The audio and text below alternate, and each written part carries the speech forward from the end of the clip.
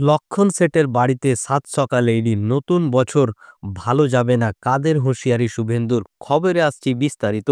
রাজ্যের বেসরকারি মেডিকেল কলেজগুলিতে অনাবাসী কোটায় ভর্তির ক্ষেত্রে কোটি কোটি টাকার দুর্নীতির অভিযোগ।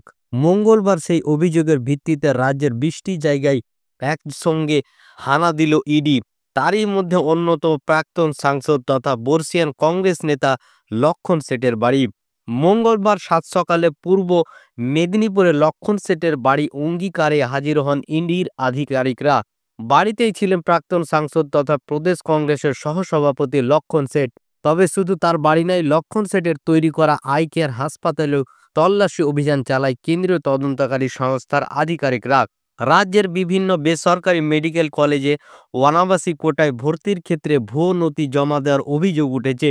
জাল নথি জমা দিয়েই অনেকেই চিকিৎসক হয়ে গিয়েছেন বলে অভিযোগ। পোস্ট গ্রাজুয়েট পরীক্ষার ক্ষেত্রে জাল নথি ব্যবহারের অভিযোগও উঠেছে। গত এপ্রিল মাসে সল্টলেকের ইলেকট্রনিক কমপ্লেক্সে থানায় এ নিয়ে অভিযোগ দায়ের হয়। সেই অভিযোগের পরিপ্রেক্ষিতে মঙ্গলবার সকালে কেন্দ্রীয় বাহিনীকে সঙ্গে নিয়ে তল্লাশি অভিযান করে ইডি। সল্টলেক হলদিয়ার পাশাপাশি পূর্ব মেদিনীপুরে লক্ষণ সেটের বাড়িতে চালানো হয় তল্লাশি। এদিকে বিধানসভার বাইরে এ নিয়ে বিস্ফোরক মন্তব্য করেন বিরোধী দলনেতা শুভেন্দু অধিকারী।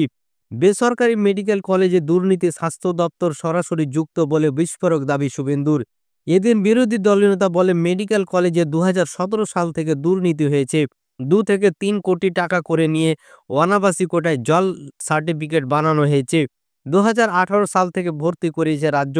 ইলেকট্রনিক কমপ্লেক্সে থানায় এফআইআর করা হয়। কলকাতা হাইকোর্ট পর্যন্ত সেই মামলা গড়ায়। NRI medical scam. এই তল্লাশি অনেক আগে হওয়া উচিত ছিল বলে দাবি শুভেন্দুর। তিনি আরও বলেন, ডিএমডিরা এবার বিপদে পড়বে। 2017 থেকে 2023 সাল পর্যন্ত ডিএমই স্বাস্থ্য সচিব রাজীব সিনহা থেকে নারায়ণ স্বরূপ নিগমরা এবার আতস কাচের তলায়। সময় হয়ে গিয়েছে, নতুন বছর ওদের ভালো যাবে না। রাজ্য মেডিকেল কাউন্সিল বিরুদ্ধ পক্ষের পদে ফেরানো প্রসঙ্গে তৃণমূলকে নিশানা করলেন শুভেন্দু। বলেন, এখানে চোর ডাকাতরাও আসে, চোর ডাকাতদের আপ্যায়ন করা হয়।